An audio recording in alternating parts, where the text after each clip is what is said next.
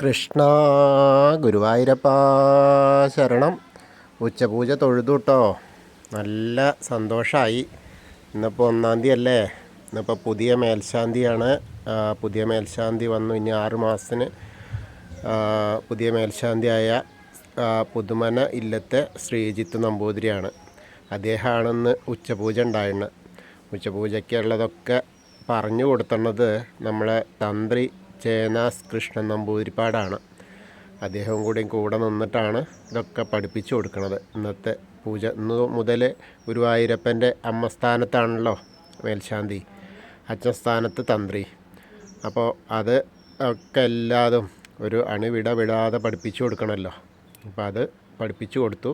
ഇന്നത്തെ ഉച്ചപൂജ അങ്ങനെ ശ്രീജിത്ത് നമ്പൂതിരിയാണ് മേൽശാന്തി.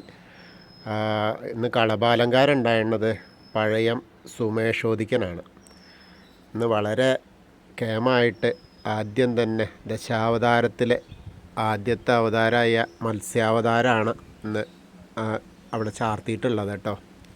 കളഭം കൊണ്ട് അരവരെ മത്സ്യാവതാരത്തിൻ്റെ ആ ഒരു മത്സ്യം, അതിനുശേഷം മഹാപ്രഭുവായിട്ട് നാരായണനായിട്ട് ആ ചതുർഭുജത്തോടു കൂടിയ ശംഖുചക്ര ഗദാപത്മത്തോടു കൂടിയ മഹാപ്രഭുവായിട്ടാണ് ആ ശ്രീലകത്ത് നിന്ന് വിളങ്ങുന്നത്. വളരെ രസമാണ് കാണാൻ.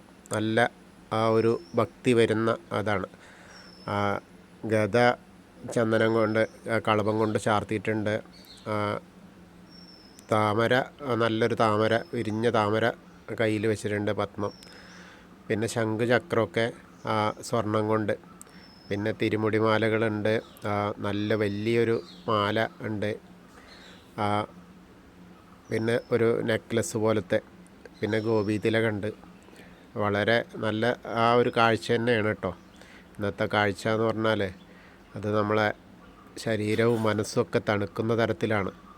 അത്രയ്ക്കും മഹത്തരമായിട്ടുള്ള മേൽശാന്തിയുടെ ആദ്യ ദിവസമാകൊണ്ട് നന്നായിട്ടുള്ള ആ ദശാവതാരത്തിലെ ആദ്യ മത്സ്യാവതാരം തന്നെ ഒന്ന് തിരഞ്ഞെടുത്തത്. അത് നന്നായിട്ടുണ്ട്.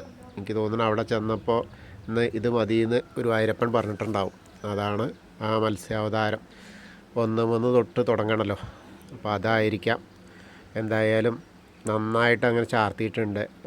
കാലുവളകൾ കാണാനില്ല, കൈവളകളൊക്കെ അങ്ങനെ ഉണ്ട്.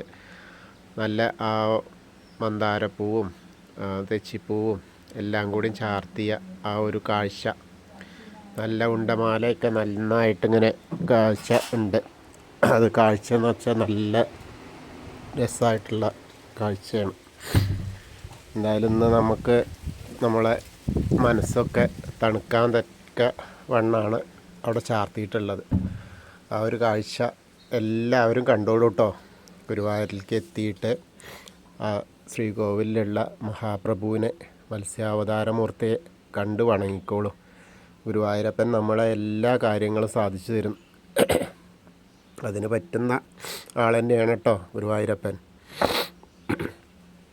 അപ്പോൾ ഗുരുവായൂരപ്പൻ്റെ അനുഗ്രഹം എല്ലാവർക്കും ഉണ്ടാവും. ആ ഒരു കാഴ്ച നന്നായിട്ടുണ്ട്. ഇന്ന് അത്യാവശ്യം തിരക്കൊക്കെ ഉണ്ട്. 1-ാം തീയതിയാണ്, ചൊവ്വാഴ്ചയാണെന്ന് പറഞ്ഞിട്ട് കാര്യമില്ല. അത്യാവശ്യം തിരക്കുണ്ട്. വലിയ തിരക്കില്ല. ചൊവ്വാഴ്ചയിലത്തെ അത്ര സുഖമില്ല എന്ന് മാത്രം. എന്നാലും തിരക്കൊക്കെ ഉണ്ട്. ഇനി ഉച്ചവരെണ്ട് ചിലപ്പോൾ കുറയുമായിരിക്കാം. എന്തായാലും നല്ലൊരു ചാർത്ത് കണ്ട് തൊഴാൻ പറ്റിയല്ലോ. അതുതന്നെ വലിയ ഇതായി. എല്ലാവരും ആ ഗുരുവായൂരപ്പനെ ആ തിരുനടയിൽ നിന്ന് കണ്ടോളൂ കേട്ടോ. ആ തൊഴുന്ന പോലെ അങ്ങനെ മനസ്സിൽ സങ്കല്പിക്കുക. അപ്പോൾ ആ ഗുരുവായൂരപ്പൻ നമ്മുടെ കൂടെ ഉണ്ടാവും. ആ ഗുരുവായൂരപ്പൻ്റെ എപ്പോഴത്തെയും ഭക്തരായിട്ട് നമ്മൾ കറകളഞ്ഞ ഭക്തരായി നിന്നാൽ ആ കൂടെ ഭക്തരിൽ ദാസനായിട്ട് ആ ഗുരുവായൂരപ്പൻ കൂടെ ഉണ്ടാവും. അപ്പോൾ അതൊരു വലിയ കാര്യമാണ്. നമുക്ക് ഇവിടെ ജീവിച്ചു പോകണമെങ്കിൽ, അതായത് എല്ലാ കാര്യത്തിനും നമ്മളെ ഒപ്പം ഉണ്ടാവണമെങ്കിൽ ഗുരുവായൂരപ്പൻ തന്നെ ഉണ്ടാവുക. ആ ഗുരുവായൂരപ്പനെ ഉള്ളിൽ പ്രതിഷ്ഠിച്ച് നമ്മൾ സ്വയം ആ ഗുരുവായൂരപ്പൻ്റെ ദാസനായിട്ട് നടന്നാൽ നമ്മളെ ഏത് ആപത്തു നിന്നും എന്ത് പ്രശ്നങ്ങളിൽ നിന്നും കരകയറ്റിത്തരും. അതാ ഗുരുവായൂരപ്പൻ്റെ ഒരു ഭൂലോക വൈകുണ്ഠമായ ആ ഗുരുവായൂരിലിരിക്കുന്ന അദ്ദേഹത്തിൻ്റെ ഒരു കഴിവ് തന്നെയാണ്. അപ്പോൾ ആ ഗുരുവായൂരപ്പൻ്റെ സാന്നിധ്യം നമ്മളെ മനസ്സിൽ എപ്പോഴും നിറഞ്ഞു നിൽക്കണം. എന്നാൽ നമ്മളെ എല്ലാ തെറ്റിൽ നിന്നും ഒക്കെ മാറി സഞ്ചരിപ്പിച്ചോളും. എല്ലാ നല്ല കാര്യങ്ങൾക്കും നമ്മളെ ഹേതുവാവും ചെയ്യും. അപ്പോൾ ആ ഗുരുവായൂരപ്പൻ്റെ ഒരു കടാക്ഷം എപ്പോഴും ഉണ്ടായാൽ അത് നമ്മളെ കുടുംബത്തിനും നമുക്കും എല്ലാവർക്കും അത് വളരെ എന്താ പറയുക ആനന്ദദായകമാവും. ആ ഗുരുവായൂരപ്പൻ്റെ ഒരു കടാക്ഷം കിട്ടുക എന്ന് പറഞ്ഞാൽ തന്നെ ഈ കലിയുഗത്തിൽ അത്രയും പ്രധാനമാണ്. നമുക്കൊരു നേരമെങ്കിലും കണ്ടു തൊഴാൻ പറ്റിയാൽ അത്രയും നല്ലൊരു കാഴ്ചയാണല്ലോ. ഒരു നേരമെങ്കിലും വരാൻ പറ്റാത്ത ധാരാളം ആളുകൾ ഇപ്പോൾ നമ്മളെ ഗ്രൂപ്പിലൊക്കെ പറയുന്നുണ്ട് പലരും, ഞങ്ങൾ ഇതേവരെ വന്നിട്ടില്ല. അപ്പോൾ ഞാൻ പറയണത് എന്താ വെച്ചാൽ, ഗുരുവായൂരപ്പൻ നിരീക്ഷ നമ്മളൊക്കെ ഏത് സമയത്താണോ അവിടെ എത്താൻ ആ ഗുരുവായൂരപ്പൻ കനിയുന്നത് ആ സമയത്ത് നമ്മൾ എത്തിയിരിക്കും. എന്തായാലും മനസ്സിലാഗ്രഹിക്കുക, ഗുരുവായൂരപ്പൻ്റെ അടുത്ത് എത്തിക്കോളാം, എത്താൻ ശ്രമിക്കണേ എന്ന്. അതായത് നമ്മൾ ശ്രമിക്കുക. എന്താ പറയുക, ഒരു പഴഞ്ചൊല്ലുണ്ടല്ലോ, കുറുന്തോട്ടി പറിച്ചാലും ബാക്കി ഗുരുവായൂരപ്പൻ കാക്കുന്നു. നമ്മൾ കുറുന്തോട്ടി പറക്കണമല്ലോ, ബാക്കി പകുതിയാണ് ഗുരുവായൂരപ്പൻ തുണയ്ക്കുള്ളൂ. അപ്പോൾ നമ്മൾ അങ്ങോട്ട് ഗുരുവായൂർക്ക് വരാൻ ശ്രമിക്കുക. അതിനുള്ള ശ്രമം നമ്മൾ നടത്തിയ ഗുരുവായൂരപ്പൻ നമ്മുടെ കൂടെ ഉണ്ടാവും. അതിന് യാതൊരു മാറ്റവും. ഒരുപാട് ഭക്തരുടെ സങ്കടങ്ങൾ അവിടെ എന്താ പറയുക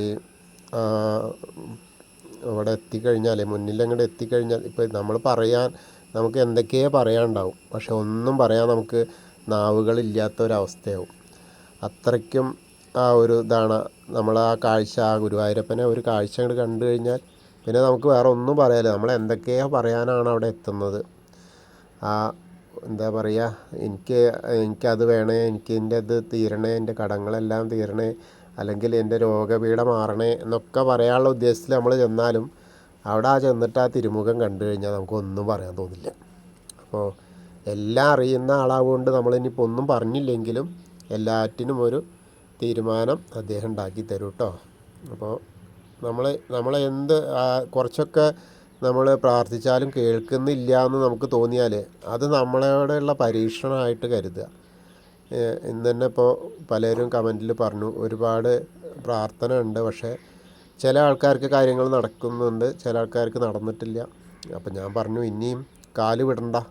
കാരണം ആ പരമ്പൊരുളിൻ്റെ കാല് നമ്മൾ വിട്ടാലല്ലേ പ്രശ്നമുള്ളൂ. കാല് വിടാതെ പിടിക്കുക. അപ്പോൾ നമ്മളെന്തായാലും കുടഞ്ഞെറിയാൻ ശ്രമിക്കില്ല, അത് ഉറപ്പാണ്. അപ്പോൾ എങ്ങനെയെങ്കിലും നമ്മളെ കരകയറ്റിക്കോളും. അപ്പോൾ ഗുരുവായൂരപ്പൻ്റെ സാന്നിധ്യം ഉള്ള ആ ഗുരുവായൂർ നമ്മളെപ്പോഴും നമ്മളെ മനസ്സിൻ്റെ അകക്കണ്ണിൽ ആ ഗുരുവായൂരപ്പനെ കാണുക, എന്നിട്ട് മനസ്സുകൊണ്ട് തൊഴുക. ഇപ്പോൾ നമ്മൾ ഓരോ ദിവസവും ഉച്ചപൂജ വരുമ്പോഴും രാവിലെ വാകച്ചാർത്തായാലും നിർമ്മാല്യ ആയാലും ഉഷപൂജ ആയാലും ഒക്കെ കൂടെ ഉള്ള ആളുകളൊക്കെ ആ ഗുരുവായൂരപ്പനെ തൊഴുണ്ടല്ലോ, അതുതന്നെയാണ് ഏറ്റവും വലിയ പുണ്യം. അപ്പോൾ ആ ഗുരുവായൂരപ്പൻ്റെ സ്ഥലത്ത് നമ്മളെത്തി എന്നും നമ്മൾ തൊഴുതു എന്നുള്ളതും ആവുമ്പോൾ നമ്മളെ മനസ്സും വളരെ സന്തോഷമാവും. ശരീരം മാത്രമല്ല എത്താനുള്ളൂ, ശരീരം എത്തിക്കൊള്ളുന്നില്ല. ശരീരം എത്താൻ പറ്റുന്നവർക്ക് അവിടെ എത്താം, അല്ലാതെ ഇപ്പോൾ അങ്ങ് ദൂരെയൊക്കെ നിൽക്കുന്ന ആളുകൾക്ക് എത്താൻ കഴിയില്ലല്ലോ. അത് കുഴപ്പമില്ല, നമ്മളെ മനസ്സുകൊണ്ട് അവിടെ എത്തിയാൽ മതി. അപ്പോൾ ആ ഗുരുവായൂരപ്പൻ നമ്മളെയൊക്കെ ഏത് സമയത്തും സദാസമയത്തും നമ്മളെ വിളിക്ക് വേണ്ടി കാത്തു നിൽക്കുന്ന ആ ഒരു ഭക്തരിൽ ദാസനായ മഹാപ്രഭുവാണ് കേട്ടോ. ഹരേ കൃഷ്ണ.